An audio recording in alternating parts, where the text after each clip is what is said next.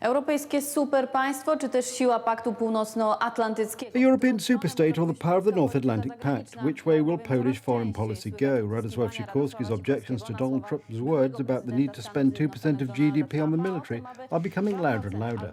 Which way will our foreign policy go? Today, I'm checking. Zbrojenie na armię, tylko że to nie jest problem Polski. Jak w takim razie będzie wyglądała nasza polityka zagraniczna? Dzisiaj sprawdzam.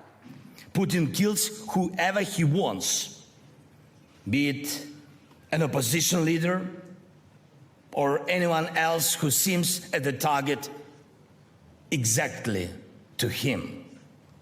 After the murder of Alexei Navalny, it's absurd to perceive Putin as a supposedly legitimate head of a Russian state. And he is the thug who maintains power through corruption and violence. Security was the theme of the 60th edition of one of the world's most important global security conferences, held from February the 16th to the 18th in Munich. According to both NATO members and leaders, to ensure it, funding is the foundation. NATO requires member states to spend 2% of their GDP on armaments. So, of course, we have the United States as a nuclear power, we have France and UK, but the idea of developing some kind of parallel joint nuclear deterrent among some NATO allies, not including the United States, and presumably then not UK either, that's not helpful, and it will only undermine a nuclear deterrent that has worked well for many, many years. Generating fear that the United States could withdraw from Europe and not respond, according to NATO's Article 5, if Russia attacked an allied country. That is something in which Foreign Minister Radosław Sikorski was also involved when he negatively referred to Donald Trump's statement, strongly condemning countries that don't pay their fair share for defence.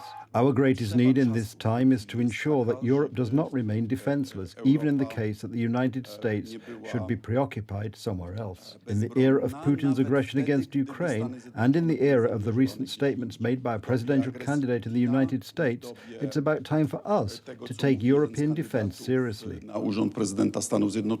However, in this era of Russian aggression against Ukraine and Vladimir Putin's criminal policies against his political opponents, is increased spending on the military really such a bad idea? What is the state of European militaries today?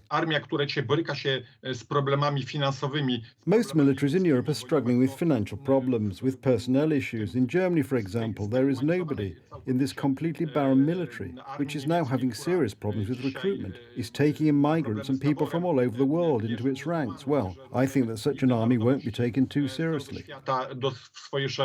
So is it a good idea to move away from the United States and bet on the European military? This year, even Germany is talking about the need for reinvestment.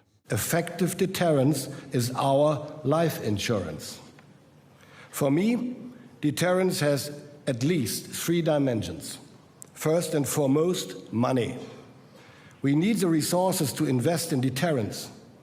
I am proud to say that this year we will spend over 2% of our GDP on defense in Germany. I am also realistic enough to see that this might not be enough in the years to come. So it can be safe to say that at this time, at least, loosening our alliance with the United States could be extremely dangerous. Editor Holdinska, Republic Television.